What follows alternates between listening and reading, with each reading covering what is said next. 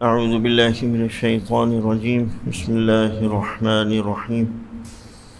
يوم تجد كل نفس ما عملت من خير محضرا وما عملت من سوء تود لو أن بينها وبينه أمدا بعيدا ويحذركم الله نفسه والله رؤوف بالعباد.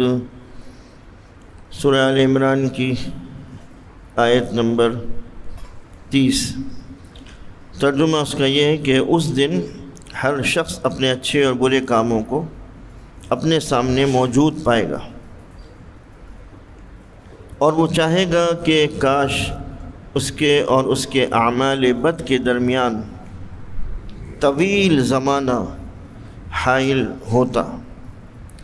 اور اللہ تمہیں اپنی ذات سے ڈراتا ہے اور اللہ اپنے بندوں پر بڑا مہربان ہے. ربط آیت اس آیت کی یہ ہے،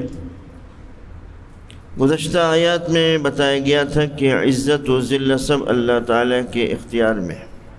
ان آیات میں اللہ تعالیٰ نے اہل اسلام کو مسلمانوں کو چھوڑ کر کافروں کو دوست بنانے کی ممانعت فرمائی ہے، اور کافروں کی ظاہری اور وقتی شان و شوکت دیکھ کر مسلمانوں کو یہ خیال نہیں کرنا چاہیے کہ ان سے دوستانہ تعلقات رکھنے سے شاید ان کو بھی کچھ دنیاوی عزت و شہرت حاصل ہو جائے گی، کیونکہ کافروں کے پاس جو عزت نظر آتی ہے وہ حقیقی نہیں.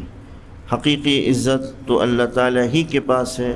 البتہ اگر کسی مجبوری کے تحت یا کافروں کے شر و فساد سے بچنے کے لیے ظاہری طور پر تدبیر کے درجے میں اور بقدر ضروریات و حاجت ان سے کچھ تعلق قائم کر لیا تو وہ جائز ہے، مگر پسندیدہ وہ بھی نہیں. اس آیت کی تشریح یہ ہے کہ قیامت کے روز ہر شخص اپنی نیکیوں کے صحیفے کو یا ان کے ثواب کو پا لے گا، اور نیکی یا صحیفہ یا ثواب اس کے سامنے ہوگا جس کو دیکھ کر وہ خوش ہوگا. اسی طرح برے اعمال کو یا برائیوں کے صحیفے یا اس کے عذاب کو پالے گا، اور برے اعمال یا برائیوں کا صحیفہ یا اس کا عذاب اس کے سامنے ہوگا جس کو دیکھ کر وہ حسرت و افسوس کرے گا اور تمنا کرے گا کہ کاش اس کے اور روز جزا کے درمیان ایک بڑی مسافت حائل ہو جائے. جیسا کہ ارشاد ہے، یُنَبَّأُ الْإِنسَانَ يَوْمَئِذٍ بِمَا قَدَّمَ وَأَخَّرَ. اس دن انسان کو تمام اگلی پچھلی باتوں کی خبر کر دی جائے گی. حضرت عدی بن حاتم سے مروی ہے کہ رسول اللہ صلی اللہ علیہ وسلم نے ارشاد فرمایا کہ تم میں سے ہر ایک سے اس کا رب اس طرح کلام فرمائے گا کہ اس کے اور اس کے رب کے درمیان کوئی ترجمان نہ ہوگا اور نہ کوئی حجاب مانع ہوگا.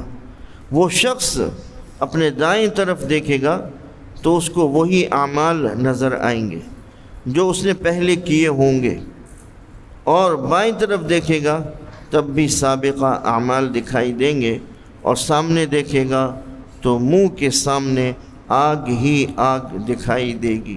پس تم اس آگ سے بچو اگرچہ کھجور کا ایک ٹکڑا ہی دے سکو. آیت کے آخر میں اللہ تعالیٰ کی طرف سے اپنے نیک بندوں کے لیے خوشخبری ہے کہ ان کو اس کے لطف و کرم سے کبھی نا امید نہیں ہونا چاہیے، کیونکہ وہ اپنے بندوں پر بہت ہی مہربان ہے. حضرت ابن عمر رضی اللہ عنہ سے مروی ہے کہ رسول اللہ صلی اللہ علیہ وسلم نے فرمایا کہ اللہ تعالیٰ مومن کو قریب بلا کر اور اس پر اپنی ہتھیلی رکھ کر خفیہ طور پر فرمائے گا کہ کیا تجھے اپنا فلاں گناہ معلوم ہے؟ بندہ عرض کرے گا کہ اے میرے رب، بے شک مجھے معلوم ہے. جب اللہ تعالیٰ اس سے اس کے گناہوں کا اقرار کرا لے گا اور بندہ خیال کرے گا کہ اب میں تباہ و برباد ہو گیا، تو اللہ تعالیٰ فرمائے گا کہ میں نے دنیا میں تیرے گناہ چھپائے اور آج میں معاف کرتا ہوں. اس کے بعد نیکیوں کا اعمال نامہ اس کو دے دیا جائے گا رہے کافر اور منافق تو ان کے متعلق تمام مخلوق کے سامنے ندا دی جائے گی، هؤلاء الذين كذبوا على ربهم ألا لعنة الله على الظالمين، یہی وہ لوگ ہیں جنہوں نے اپنے رب پر جھوٹ بولا تھا، آگاہ ہو جاؤ ظالموں پر اللہ تعالیٰ کی لعنت ہے۔ قل إن كنتم تحبون الله فاتبعوني يحببكم الله ويغفر لكم ذنوبكم والله غفور رحيم قل أطيعوا الله والرسول فإن تولوا فإن الله لا يحب الكافرين۔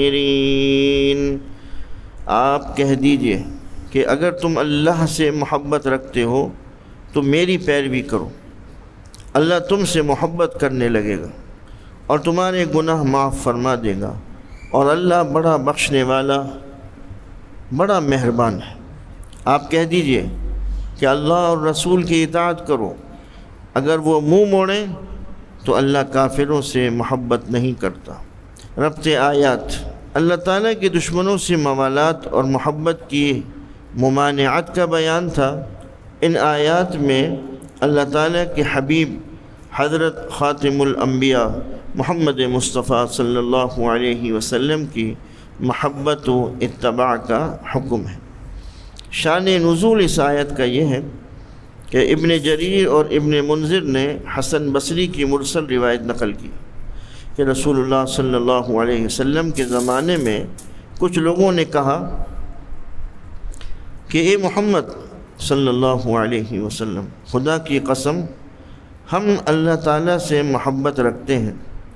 اس پر یہ آیت نازل ہوئی کہ اگر تم اللہ تعالیٰ سے محبت کا دعویٰ کرتے ہو تو ایمان لاؤ اور اس کے سچے رسول صلی اللہ علیہ وسلم کی اتباع کرو۔ علامہ بغوی نے لکھا ہے کہ اس آیت کا نزول یہود و نصارہ کے حق میں ہوا تھا، کیونکہ انہوں نے کہا تھا نحن ابناء اللہ و احباؤہ، ہم اللہ تعالیٰ کے بیٹے اور اس کے پیارے ہیں۔ اب اس آیت کی تشریح یہ ہے کہ اللہ تعالیٰ نے اپنی محبت کا معیار بتایا ہے کہ جو شخص اس کی محبت کا دعویٰ کرے اور اس کے اعمال و افعال اور عقائد خاتم الانبیاء حضرت محمد مصطفیٰ صلی اللہ علیہ وسلم کے بتائے ہوئے طریقے کے مطابق نہ ہوں تو اس کا دعویٰ صحیح نہیں۔ لہذا اگر کوئی شخص اپنے مالک و معبود حقیقی کی محبت کا دعویٰ کرے تو اس کے دعوے کی سچائی کو پرکھنے کے لیے اس کے اعمال و افعال اور عقائد کو اتباع محمدی کی کسوٹی پر کسا جائے گا، جس سے سب کھرا کھوٹا معلوم ہو جائے گا۔ جو شخص اپنے دعوے میں جس قدر سچا ہوگا وہ حضرت صلی اللہ علیہ وسلم کی اتباع میں اسی قدر پختہ اور کامل ہوگا، اور جتنا وہ اپنے دعوے میں کمزور ہوگا اتنا ہی وہ آپ کی اتباع میں سست اور کمزور ہوگا۔ ضحاک نے ابن عباس رضی اللہ عنہما کی روایت سے بیان کیا کہ رسول اللہ صلی اللہ علیہ وسلم مسجد الحرام میں قریش کے پاس جا کر کھڑے ہو گئے، جنہوں نے اپنے بت نصب کر رکھے تھے اور ان کے اوپر شتر مرغ کے انڈے لٹکائے ہوئے تھے۔ انہوں نے اپنے کانوں میں بالیاں پہنی ہوئی تھیں اور وہ بتوں کو سجدہ کر رہے تھے۔ رسول اللہ صلی اللہ علیہ وسلم نے فرمایا، اے قریش کے لوگوں، بے شک تم نے اپنے باپ ابراہیم اور اسماعیل کے دین کے خلاف کیا۔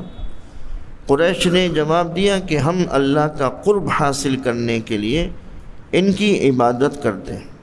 اللہ تعالیٰ نے آپ کو مخاطب کر کے فرمایا، اے محمد صلی اللہ علیہ وسلم، ان کو کہہ دیجئے کہ اگر تم اللہ سے محبت کرتے ہو اور بتوں کو اس کے قرب کے لیے پوچھتے ہو تو تم میری اتباع کرو اور اللہ تم سے محبت کرنے لگے گا، کیونکہ میں تمہاری طرف اس کا رسول ہوں اور تم پر اس کی حجت ہوں۔ میری شریعت اور میری سنت کی پیروی کرو، اللہ تم سے محبت کرنے لگے گا۔ پھر حکم دیا کہ اللہ تعالیٰ اور حضرت صلی اللہ علیہ وسلم کی اطاعت کرتے رہو۔ جو لوگ اللہ تعالیٰ اور اس کے رسول صلی اللہ علیہ وسلم کی اطاعت و فرما برداری سے روگردانی کریں وہ کافر ہیں، اس لیے اللہ تعالیٰ ان سے محبت نہیں رکھتا، کیونکہ اس کی محبت مومنوں کے لیے مخصوص ہے۔ ایک صحیح حدیث میں ہے کہ رسول اللہ صلی اللہ علیہ وسلم نے ارشاد فرمایا کہ جو شخص کوئی ایسا عمل کرے جس پر میرا حکم نہ ہو وہ مردود ہے۔ ایک اور حدیث میں ہے کہ حضرت صلی اللہ علیہ وسلم نے ارشاد فرمایا کہ جس نے محمد صلی اللہ علیہ وسلم کی اتباع کی اس نے حقیقت میں اللہ تعالیٰ کی اتباع کی، اور جس نے محمد صلی اللہ علیہ وسلم کی نافرمانی کی اس نے اللہ تعالیٰ کی نافرمانی کی۔ وآخر دعوانا ان الحمد للہ رب العالمین۔